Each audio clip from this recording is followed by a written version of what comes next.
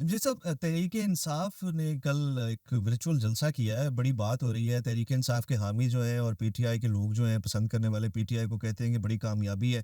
और जो स्टैट्स आ रहे हैं उसमें भी कोई ऐसा सोशल मीडिया प्लेटफ़ॉर्म नहीं जिस पे 1 मिलियन से कम व्यूज़ हों और बड़े जो लाइव व्यूअर्स थे वो भी बहुत ज़्यादा है। इमरान खान साहब ने भी अपना एक एआई जनरेटेड पैगाम जो है उसमें उस जलसे के बाद चलाया है, और 9 मई में जो लोग मतलूब थे उन्होंने भी खिताब किया। क्या कहेंगे? कैसे देखते हैं इन व्यूज़ को अभी? देखिए, पाकिस्तान तहरीक-ए-इंसाफ को ये क्रेडिट देना चाहिए कि हर दफ़ा न्यू इनिशिएटिव उनका होता है। ठीक है। देखिए उस पर ये वर्चुअल आप कह सकते हैं जलसा, ये पहला तजुर्बा है और उसके ऊपर ये कामयाब हुआ या नाकाम हुआ इसको दूसरी तरफ रख देते हैं, लेकिन इनिशिएटिव है और ये क्रेडिट बहरहाल पीटीआई की सोशल मीडिया टीम को जाता है कि उन्होंने ये कर लिया। नंबर 1, ठीक है। अभी आपने कहा इमरान खान ने वर्चुअल ये जलसे में एआई जनरेटेड जारी किया।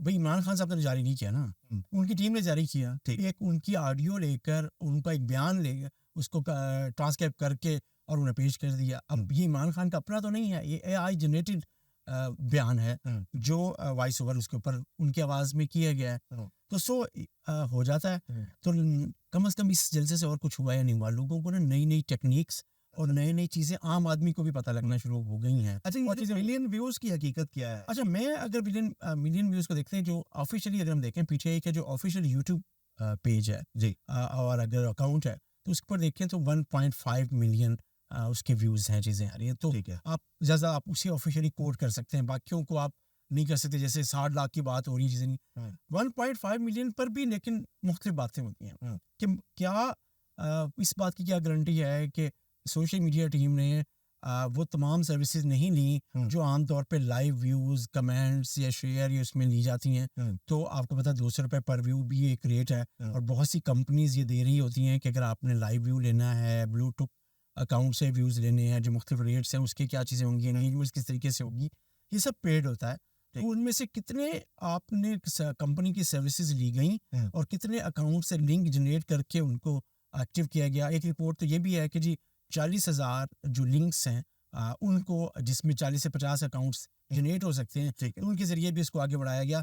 तो इट्स अ टेक्निकल गेम और इसमें कोई शक नहीं है कि ये बिल्कुल रियल व्यूज़ नहीं होंगे हुँ, और उनमें से बहुत सी चीज़ें व्यूज़ ऐसे हैं जो टेक्निकली हासिल किए गए हैं एक इंप्रेशन क्रिएट करने के लिए। जो आप कल से देखें ना, हुँ, तो एक हवा बनी हुई है कि जी चीज़ें, तो ये बहरहाल सिर्फ एक क्रेडिट पीटीआई को ज़रूर जाता है कि उन्होंने ये इनिशिएटिव लिया है, उन्होंने ये एक्टिविटी की है और कम से कम वो लोग जो छुपे हुए थे, हुँ, पीटीआई के रहनुमा जो महीनों से मंजर आम पर नहीं है, वो कम से कम लोगों ने उनको देख लिया है हुँ। और चीज़ें कर ली हैं। तो टेक्निकली सोशल मीडिया टीम का एक इनिशिएटिव और पॉलिटिकली माइलेज लेने की जो कोशिश है वो है या नहीं है, लेकिन कम से कम आम आदमी को ये पता ज़रूर लग जाएगा कि पीटीआई ने क्या क्या टेक्निक्स यूज़ की और ट्रिक्स यूज़ किए अपने ज़्यादा व्यूज़ शो करने के लिए।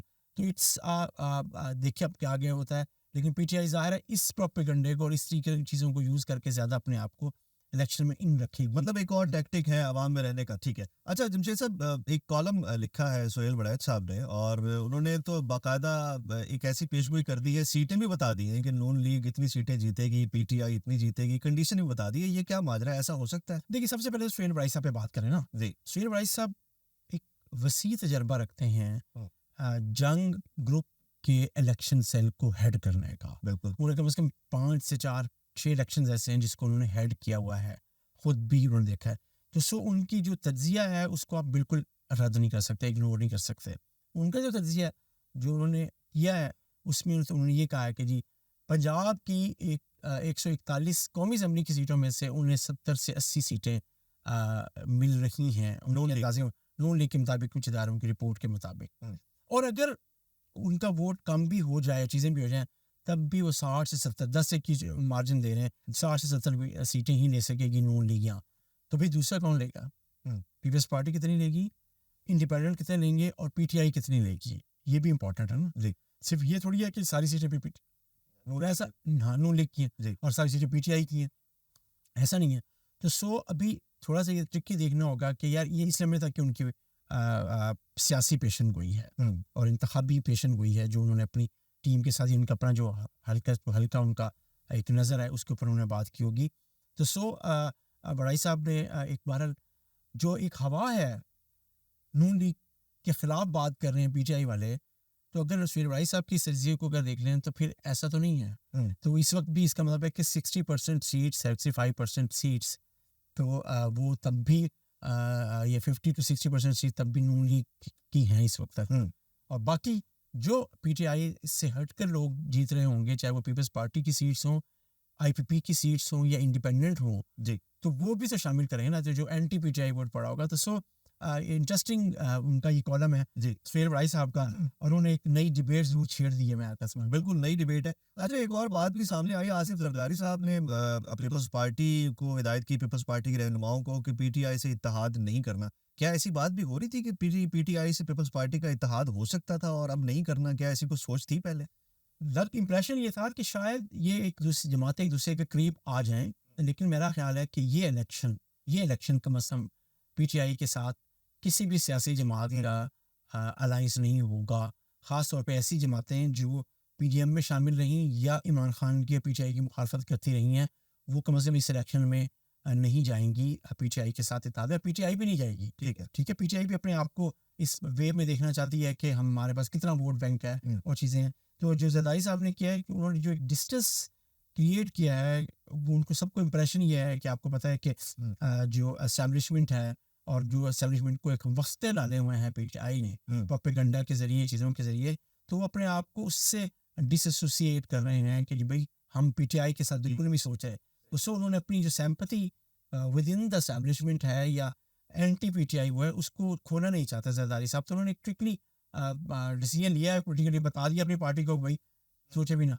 हो सकता है कि कहीं वो सोच रहे हों, लेकिन मेरा ख्याल है कि ऐसे उन्हें सारे रास्ते बंद कर दिए हैं। ठीक है, एक रास्ते बंद कर दीजिए जरदारी साहब ने। और एक और खबर पीपल्स पार्टी से रिलेटेड ही बात, मुल्तान के एक बड़ी अहम शख्सियत पीपल्स पार्टी में थी, जरदारी साहब उनको मनाने आए 2018 के इलेक्शन में, और वो नहीं माने और पीपल्स पार्टी से इलेक्शन नहीं लड़े, और वो नाम है हामिद सईद काज़मी साहब का, और कल वो दोबारा जो है वो पीपल्स पार्टी में शामिल हो गए। ये हामिद सईद काज़मी साहब की मजबूरी थी या उन्होंने वक्त की ज़रूरत महसूस की कि इलेक्शन लड़ना है?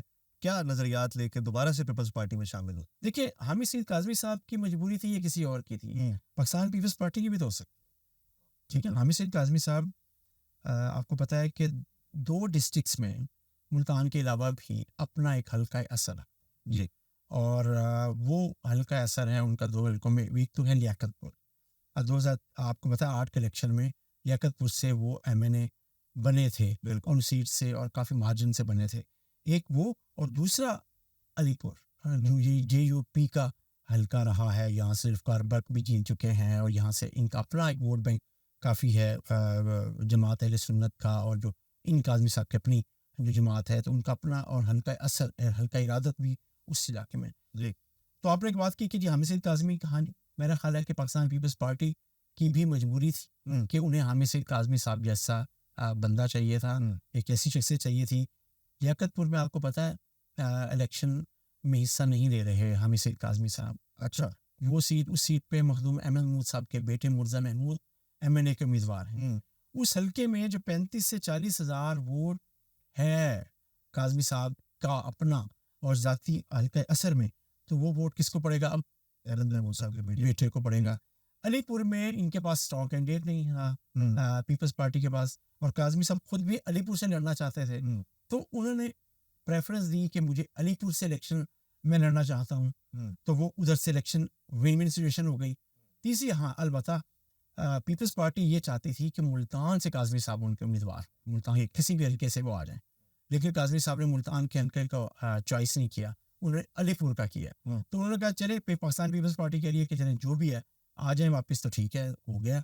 तो 2 हल्कों में पाकिस्तान पीपल्स पार्टी ने सैयद हामिद सईद काज़मी का हल्का असर इस्तेमाल करने का फैसला कर लिया है, और मुझे लगता है उनका फ़ायदा होगा। बिल्कुल जी, सीट सिक्योर करने के लिए पीपल्स पार्टी ने ये दोबारा से इकदाम किया। बहुत शुक्रिया।